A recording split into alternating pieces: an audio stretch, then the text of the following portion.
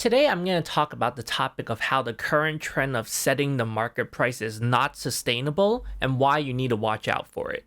And what do I mean by that, right? I'll first give you an example of the two cards in some of the most recent sets that was released. And one was the Roxy that was going for around $2,000, and people are saying is going for $2,000. And then also the Chizuru SSP that was going for around $800 to $1,000 as well.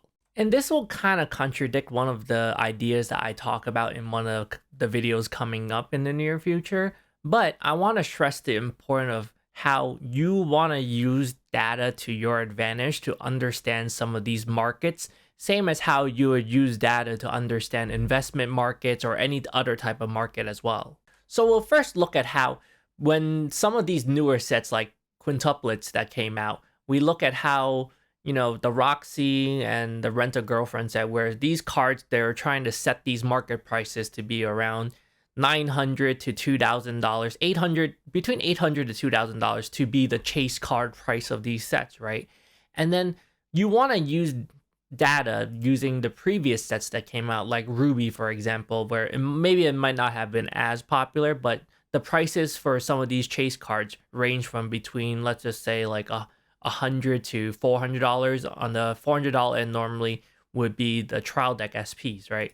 And then we use Data Live, for example, where it was in the recent half a year where the cards pretty much were around $100 to $600. And you see, the price was lower because there was a reprint, which again kind of ties back to how you start seeing how there's a lot of artificial demand behind some of these products just because some people say that it's scarce. And then when it comes to cards like the Secret Rare Kurumi, most people do not buy this card. It's very, very, very rare for you to even see anyone buy it. And the last time it was sold for $600, despite it being the market price, no one has bought it since December. And then we look at sets like, Heaven's Field from Fate, right? Of course, it plays into the fact that there were stamps, but you're using this as a data reference where the least desired cards were like the Shiro or the Ilya, that was like sub 100. But then even on the higher end, for the more desired cards, you have them topping out at $400. So again, kind of like the magic number where, TDSPs are roughly around $400 and you'll see a pattern. So Reincarnate as a Slime again, you look at it again where, the prices are roughly between 100 to 400, right? And then Seven Deadly Sins as well too. At some point, I remember the Elizabeth TDSP also hovering around 400. And then once these markets die down, you'll see most of these patterns die back down to between 900 to around 300 or so. So using that data, and when we talk about the topic of market manipulation, you'll see the pattern between how in some of these more recent sets, people have been trying to push for the price of some of these chase cards to be above the $400 range, to be between $700, $800 for some of these SSPs and more desired ones. And then for the really, really high chase cards, they always try to set the market price between like $800 to $2,000. And these are things you need to pay attention to, right? And which is why also I say that these type of prices are not very sustainable, and these people out there are just trying to make a market for it. Because when you look at it and analyze it and use, logic to think about it, right? I know like cardboard is illogical. The fact that you're buying shiny cardboard for hundreds of dollars is already illogical to begin with.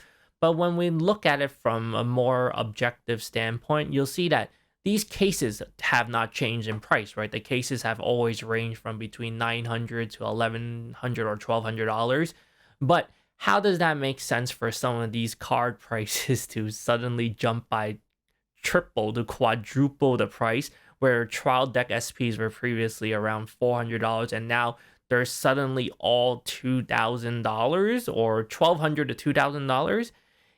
If you use a little bit of logic to apply this, you'll realize why it doesn't make sense and why it's not very sustainable, and why there are people out there that are just trying to manipulate the market and trying to make a market and set these market prices. And outside of using the examples of looking at the price history of like the Chizuru, for example, or the Roxy, right? You'll see that, okay, people are buying it for $800, $900 or whatever it is. But you can't really use these as sample sizes because at first you can't even verify these. as well as the fact that, these are after these manipulation tactics have hit the market. But then when you look at the previous market prices of how some of these cards, there's not a lot of sales data that applies to these cards even selling for these amounts. And even when you look at, again, like the Kurumi, for example, was one of the cards that are highly hyped up. No one buys these, even at the $600 price. And I always bring attention to a lot of these like type of prize cards that are always like one-off sales or whatever it is. But you'll see that in general, these markets, they do not move. And only the people that really, really want to actually buy them. So how are you going to tell me that, people are willing to pay $800 to $2,000? I want you guys that watch the video to be very, very careful and pay attention to these trends where you might see some of these newer cards sell for $800 to $1,000 sell, but you want to pay attention to the past history, how there is no demand for most of these cards to be paying for these certain level of prices. And it's just people that are trying to make a market for it and trying to set the precedent that, okay, these prices are what it is. So they're trying to profit off of the cases where they're paying $900 for a case. So they're going to be able to sell you that same car for $2,000 or $1,200 and then end up netting a profit off of just opening a case. And I'll do a future video where I talk about how everyone just says, oh, the market's going to do what the market's going to do. But for the people that watch my videos, I want you to learn from the videos. And the takeaway from this would be the fact that you want to see patterns when it comes to investment, whether it's crypto, Bitcoins, altcoins, Dogecoin, or whatever it is, right? NFTs. You want to see, again, whenever anyone brings attention to some of these things, whenever you see these highs of highs or sudden spikes in prices, you want to have some sort of voice or reason in your head where you pull back, you look objectively and go like, hey, wait a minute. How does that make sense that all these other sets, when I use the data that no one really pays more than 100 to 300, at most like 400 for some of these cards, and most of the time the prices drop anyways.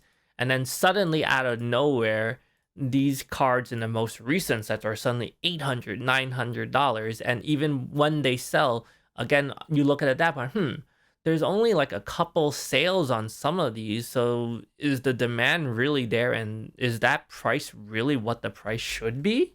Because what do we hate? Scams.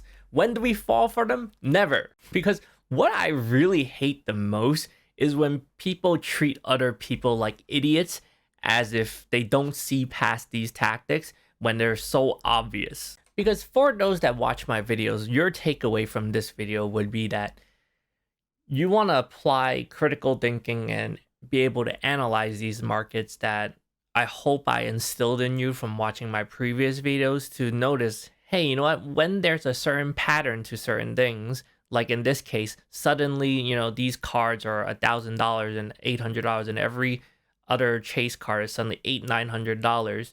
And then you look at previous history examples where no one really even buys cards for $400 in this card game, and suddenly where did this even come from, that every single card coming up, every single set is suddenly $1,200, $2,000. Every other SP is suddenly $800, $700. When you see a sudden jump in some of these markets, then you'll realize something is wrong. I honestly don't feel like these prices are very sustainable, especially if you look at the past patterns of how no one really buys a lot of these cards after it's released, as well as when you look at the pattern of how there's a lot of people that are mass dumping their collections into the market to just see what sticks. And there's a lot of people that are just trying to bait people with prices to see if some schmuck is just going to come by and end up buying it.